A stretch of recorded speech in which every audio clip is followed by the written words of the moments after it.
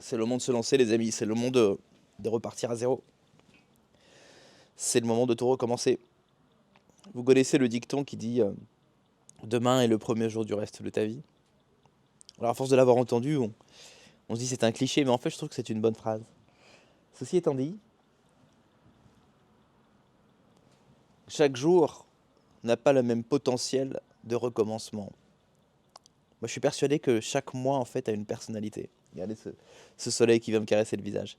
Chaque mois a une personnalité et chaque période de l'année a ses avantages et ses inconvénients. Il y a des moments qui sont propices pour lancer des choses et des moments qui sont propices pour se calmer ou maintenir ce qui est déjà là. Et je sais pas si vous êtes comme moi, mais moi, si tu veux, il y a vraiment des moments dans l'année où j'ai pas envie de lancer un truc nouveau. Tu vois, je suis là, j'ai juste envie de continuer de faire tourner ce qui est déjà là, de faire tourner la machine qui est déjà là. Et à contrario, il y a d'autres moments dans l'année où je me sens surboosté, où j'ai absolument envie de recommencer un truc, lancer un truc, diversifier un truc, tester un nouveau truc. J'ai plein d'idées qui commencent à me venir en tête et j'ai envie de les lancer. Il y a plusieurs périodes de l'année qui permettent de faire ça. L'une d'entre elles, je trouve que c'est le retour de vacances après juillet-août.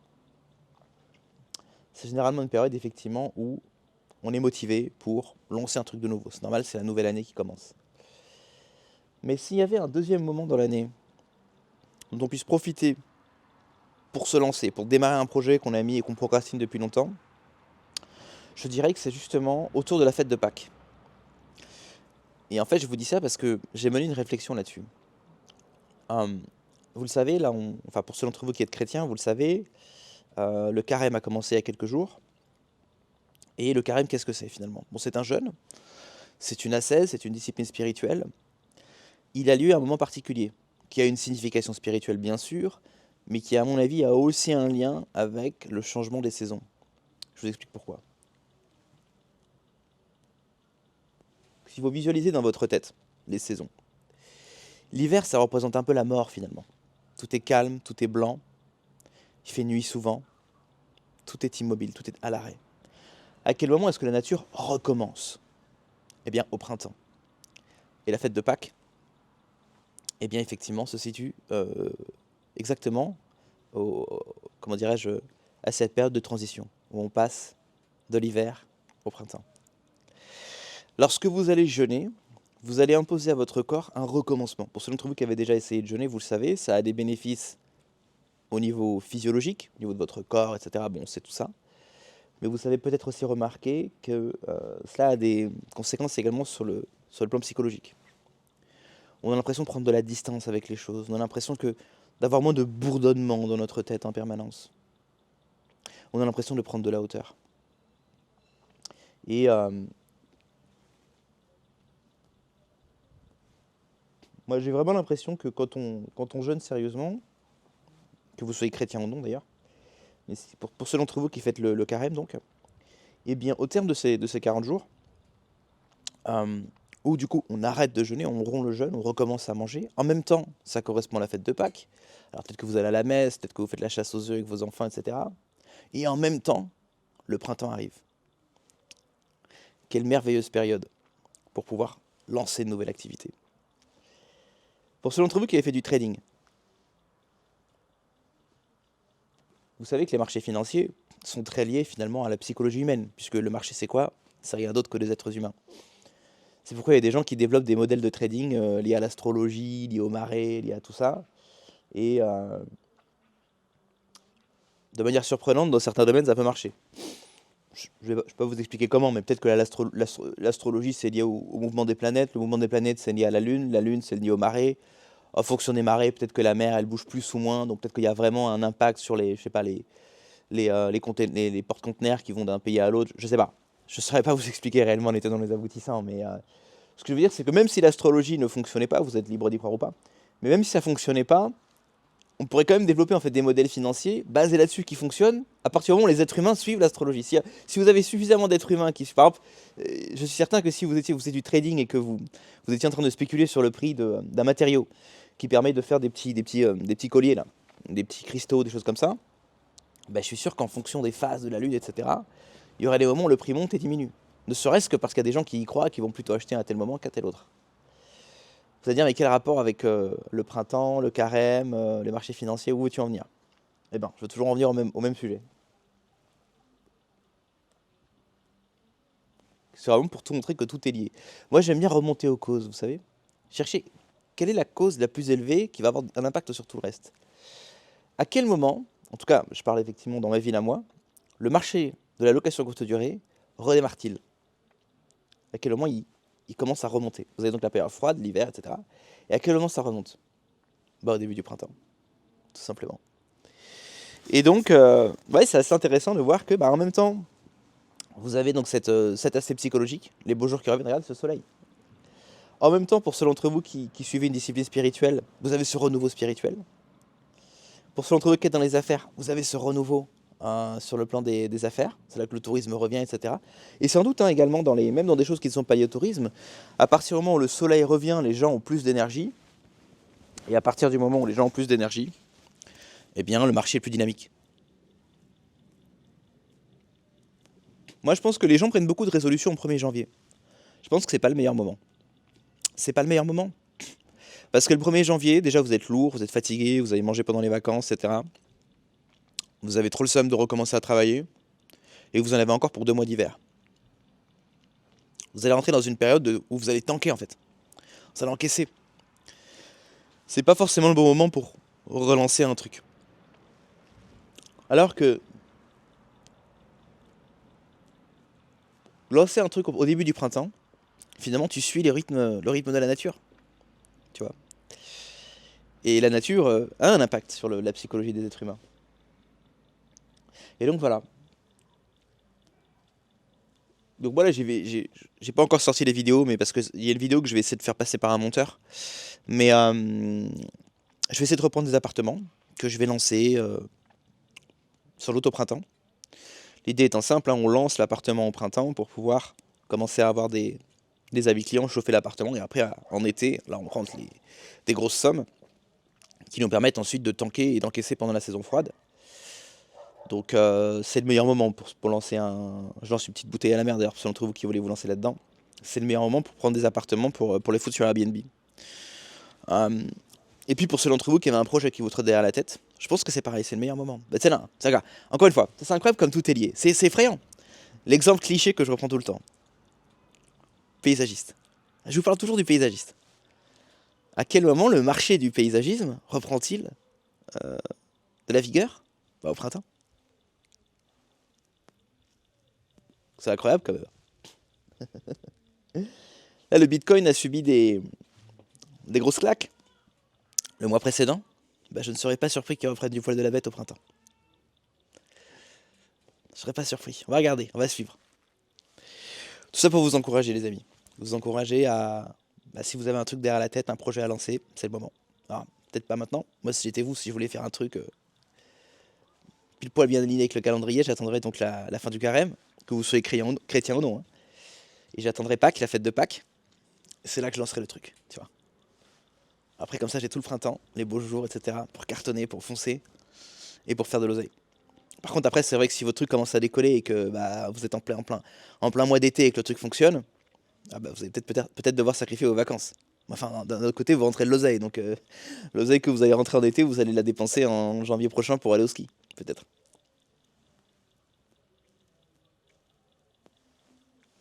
Ouais. Je pense que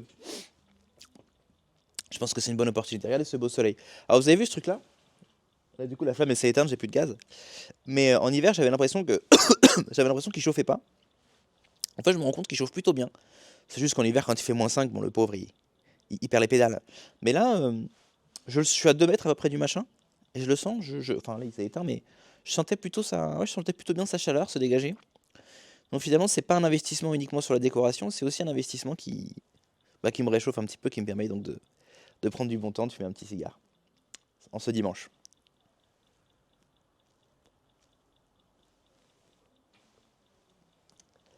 Voilà. Voilà ce que j'ai à vous dire, les amis. Là, j'ai une personne là, avec qui je travaille en ce moment. Figurez-vous, l'un de mes clients est à Cluj. J'ai un de mes clients qui est précisément à Cluj et avec qui on travaille. Il a déjà obtenu plusieurs oui de la part des propriétaires. Mais bon, pour des raisons qui sont privées, on essaie de trouver un deal vraiment juteux, mais ça me permet vraiment d'insister sur cette question. Beaucoup de gens qui hésitent à se lancer dans l'arbitrage locatif. J'ai encore eu, il y a pas plus tard qu'hier, un commentaire qui me disait: «Oui, mais tu sais, si tu loues des appartements et que tu les mets sur Airbnb, le propriétaire va s'en rendre compte». Et j'ai répondu à cette personne: «Mais c'est pas qu'il va s'en rendre compte, c'est qu'il le sait dès le premier jour». Et beaucoup de gens pensent que c'est ça l'obstacle, en fait. Attends, aucun propriétaire va accepter, ils sont bloqués psychologiquement là-dessus. Alors qu'en fait, c'est pas ça l'obstacle. C'est pas ça. Dans l'arbitrage locatif, obtenir un oui avec le propriétaire, c'est juste une question de temps. Le vrai challenge, c'est de trouver un bon deal. C'est de trouver un appartement bien placé, avec un loyer intéressant, où on va faire de gros revenus. Parce que forcément, si l'appartement est très bien placé, etc., bon, bah déjà, il n'y a pas. Par définition, un bon deal, c'est quelque chose de rare, hein. Que vous fassiez les brocantes, que vous soyez dans l'immobilier, un bon deal, c'est forcément quelque chose de rare. Parce que c'est un truc qui est bien en dessous du prix du marché. Mais pour moi, le plus important, c'est ça en fait. C'est vraiment de trouver un deal où on est bien placé, on a un bon loyer, et on sait, grâce à PriceLabs, AirDNA, tout ça, qu'on va pouvoir faire de gros revenus. Moi, je dis souvent, le minimum, c'est x2. x2 sur Airbnb par rapport au loyer. Mais le mieux, c'est x2,5, voire x3. Si vous avez un deal x3, vous voyez que les revenus estimés sont 3 fois supérieurs au loyer, là, il faut foncer tête baissée. C'est argent gratuit. Mais ouais, donc c'est surprenant en fait de voir que je pensais pas qu'il y avait finalement autant de Français qui étaient non seulement en Roumanie, mais même à Cluj en fait. Et, euh, et ce client, quand il m'a contacté, d'ailleurs, il m'a dit: «Mais moi, je voudrais faire ça à Cluj comme toi, est-ce que tu n'as pas peur que je te rentre en concurrence?» Beaucoup de gens qui disent ça aussi. Oui, les vendeurs de formation, machin, en gros, ils disent: si les vendeurs de formation, si leur truc fonctionnait, bah, ils vendraient pas la méthode parce que sinon ça leur fait de la concurrence. Voilà ce que j'ai répondu à ce client. Bah, lui, il m'a pas dit ça, mais il m'a dit: Texto, écoute, si je me lance avec toi, je vais être clair, je suis dans la même ville que toi, je vais entrer en compétition avec toi. Je lui ai dit: tu sais, il y a plus de 2000 Airbnb à Cluj. C'est pas 1, 2, 3, 4, 5 Airbnb de plus qui vont changer grand chose. Tout simplement. Faut pas non plus avoir trop peur de la concurrence, les amis, hein. D'accord. L'avantage de ce business model, c'est qu'il est scalable, mais n'est pas non plus scalable comme pourrait l'être un business d'e-commerce, un business, tu vois, de vraiment full digital. Parce que c'est vrai que si tu as une boutique d'e-commerce, une boutique de dropshipping, et que tu as un produit gagnant, t'as pas intérêt à ce que ça se sache. Parce qu'un mec avec 3 clics, il peut te pourrir ton marché. Alors que c'est vrai que dans notre business model à nous, ça se scale, on peut prendre plusieurs appartements, mais enfin, il y a quand même une dimension, il y a une scalabilité qui est à échelle humaine. C'est-à-dire qu'à moins d'avoir de très gros capitaux, vous n'allez pas passer de 1 à 50 appartements en 2 jours. Alors que dans le dropshipping et l'e-commerce, le mec il peut du jour au lendemain mettre 50 fois plus d'argent que vous en pub et vous bouffez tout votre marché. Donc il y a quand même c'est ça que j'aime bien aussi avec le côté physique. C'est que c'est en même temps c'est digital parce que bon, bah, moi je délègue tout, hein, donc je me contente de faire la gestion sur mon téléphone. Mais il y a le côté physique. L'appartement est là en physique, il existe. Donc un mec qui est pas dans la même ville que vous, ou même s'il est dans la même ville que vous, là c'est assez exceptionnel, mais majoritairement quand vous allez, moi quand je travaille avec des clients, bah, la grande majorité sont pas dans la même ville que moi évidemment. Et bah, un mec qui est à Aix-en-Provence par exemple, il va pas pouvoir rentrer en compétition avec moi. Vous voyez ce que je veux dire? Et encore une fois, même des mecs qui sont dans ma ville, c'est pas 2-3 appartements de plus ou de moins sur le marché qui vont changer grand chose. Donc finalement, ce côté physique nous offre une protection. Il nous offre aussi une protection contre l'IA. L'IA peut pas répliquer des appartements jusqu'à preuve du contraire. Et c'est ça qui est magique, parce qu'en fait, je suis tombé dans ce business model vraiment par hasard, en regardant un américain, et je me rends compte qu'il a beaucoup plus d'avantages que ce que j'imaginais. Le premier avantage déjà, c'est le fait de pouvoir se lancer sans risque. Quels sont les business dans lesquels vous pouvez vous lancer en sachant exactement à l'avance combien vous allez gagner? C'est extrêmement rare. La majorité des cas, la première chose qu'on dit à l'entrepreneur, c'est: tu sais, il y a toujours un risque quand on se lance dans l'entrepreneuriat. On ne sait jamais vraiment si ça va marcher. Bah, dans ce business, on sait que ça va marcher. En faisant quelques clics sur Internet. Ça, c'est quand même magique. Donc ça, c'est très intéressant. Mais il y a aussi des côtés que j'avais pas vu venir. Enfin, forcément, parce que moi, quand je me suis lancé, l'IA n'existait pas encore. Bah, cette protection contre l'IA. Et cette protection contre finalement la scalabilité à outrance qu'on a dans le monde digital. Un mec fait un SaaS qui fonctionne bien. Rien n'empêche demain une startup à la Silicon Valley de copier son SaaS, de mettre 10 millions sur la table et de lui bouffer tout son marché. Nous sommes protégés contre ça. Les gens, de manière générale, qui sont dans l'immobilier sont protégés contre ça. Mais là où l'arbitrage est un business intéressant, c'est que vous avez les avantages de l'immobilier sans en avoir les inconvénients.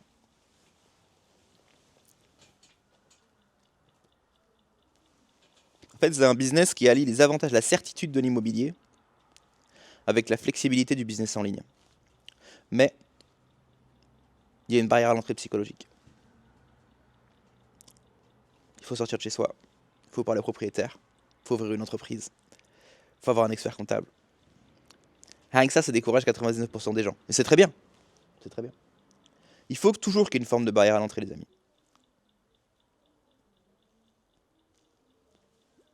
Et là, on arrive à la période où le marché va redémarrer.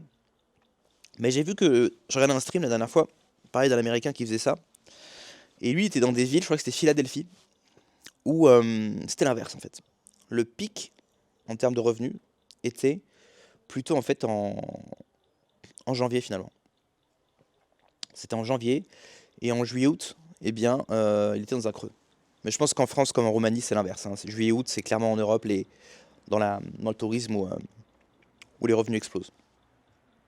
Et en plus, si vous avez des événements dans votre ville, etc., j'en parle même pas. Nous, on a un événement ici. On en a plusieurs, hein, mais il y en a un qui s'appelle le Untold. Et pendant 4 ou 5 jours, les prix sont multipliés par 5.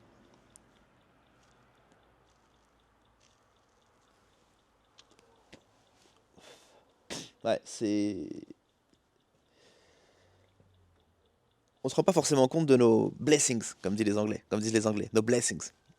Tu vois. Un business qui te paraît finalement simple, ouais, bon, tu joues des apparts, tu les mets sur Airbnb, bon, c'est pas sexy, c'est pas de l'IA, c'est pas un SaaS, c'est pas Cloudbot, c'est pas ChatGPT le business model, c'est un truc tout simple, accessible à des gens de la classe moyenne.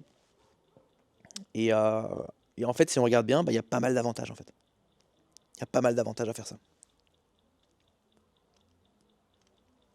Ce que j'aime bien aussi avec ce business, c'est le côté familial. La capacité de pouvoir prendre un appartement et ensuite d'aller l'équiper, faire les trucs, etc. dedans en famille, si c'est votre truc. Moi, j'aime bien toujours essayer ouais, d'emmener mes enfants avec moi, de leur faire partager des choses. Alors, c'est vrai que si vous êtes dans la technologie, vous faites du software, c'est un peu difficile de partager avec ses enfants. Tout ce qui est digital, de toute façon, vous avez une boutique d'e-commerce et tout, enfin, vous allez montrer l'écran à votre gosse, il va voir quoi? Il va rien voir. Alors que le business que je fais moi, il est kids friendly, on va dire. Maintenant, la mode des hôtels, c'est les no kids, interdits aux enfants. Moi, c'est l'inverse. C'est un business model qui est kids friendly. Faut les emmener, etc. On déballe les cartons, on met la plante ici, les petits coussins, etc.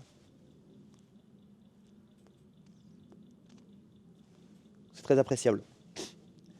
C'est très très appréciable.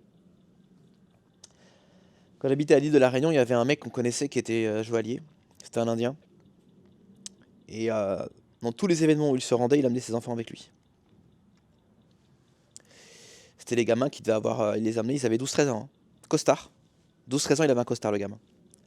Et il allait dans des événements networking, il serrait des pinces, il disait bonjour, je vous présente mes enfants, etc., etc., etc. Comme ça, quand les gamins ils vont reprendre la bijouterie, qui est en centre-ville, eh ben, le réseau est déjà fait. Comparez ça, comparez ça aux boomers qui sont en mode moi, mes enfants, je les laisse se démerder, je leur donnerai rien, pas d'héritage, je claque tout dans des croisières. Comparez ce mindset au mindset des Indiens que je viens de vous dire. Faut pas s'étonner si après 2-3 générations, les mecs ont des bijouteries en centre-ville, les mecs ont des. Il y en a un autre, un Indien à La Réunion qui s'appelle Ravat, multimillionnaire, qui possède Monsieur Bricolage, qui possède des magasins à son nom, etc. Et Ravat, quand il a commencé, son père ou son grand-père vendait des clous au bas de la ville. Il a commencé en vendant des clous au bas de la ville. Maintenant, il a un empire. Il vend du matériel de bricolage, comme Monsieur Bricolage, il est propriétaire de ça. Et il s'est évidemment diversifié dans tout ce qui est ameublement, maison, etc. Tout ce qui est lié à la maison de près ou de loin, que ce soit décoration, que ce soit jardin, que ce soit gros œuvre, c'est lui. Il y a 2 générations, ils vendaient des clous en bas de la ville. Ça, c'est le mindset des Indiens. On critique les Indiens, mais des fois, en tout cas, les Indiens réunionnais, ils sont très malins. Très, très malins. C'est pas du tout. En fait, entre les Pakistanais qui conduisent des Uber et qui mettent des coups de couteau à Londres, et les Indiens qui font de la bijouterie et du business à La Réunion, c'est deux peuples différents. C'est juste incroyable. C'est incroyable. Comparer les mindsets, quoi. Tu vois. Enfin, voilà. Je sais pas ce que vous en pensez. Est-ce que vous pensez que les gens devraient, comme ça, s'entraider de génération en génération pour se fortifier, pour fortifier leur communauté, ou est-ce que vous pensez que le mieux, c'est d'être hyper égoïste, de rien donner à ses enfants, de pas leur donner d'héritage, et de leur dire, ah, tu te démerdes, hein, parce que moi, je me suis démerdé. Pendant ce temps-là, vous êtes en croisière, etc. Dites-moi, c'est quoi la meilleure mentalité à votre avis? Alors moi, ce qui me fait rire, c'est les mecs qui ont ou bien pas d'enfants, ou bien ils en ont, mais ils ont cette mentalité-là, et en même temps, ils se plaignent du grand remplacement. Hop, petite interlude, le téléphone n'avait plus de batterie, les amis, donc je vais conclure là-dessus. Donc oui, je disais, les gens effectivement qui ou bien ne font pas d'enfants, ou bien sont en mode boomer, moi je donne rien à mes enfants, ils se démerdent, s'ils doivent bosser chez Orange, c'est pas grave, je claque tout, je vends tout pour aller en croisière et pour payer mes EHPAD de luxe. On peut pas faire ça et en même temps se plaindre du grand remplacement, ça n'a pas de sens. Voilà ce que j'avais à dire. Donc mettez-moi les petits commentaires, dites-moi ce que vous avez pensé de cette vidéo et je vous retrouve plus tard sur un nouvel épisode pour Empire Digital. Merci d'avoir écouté, ciao.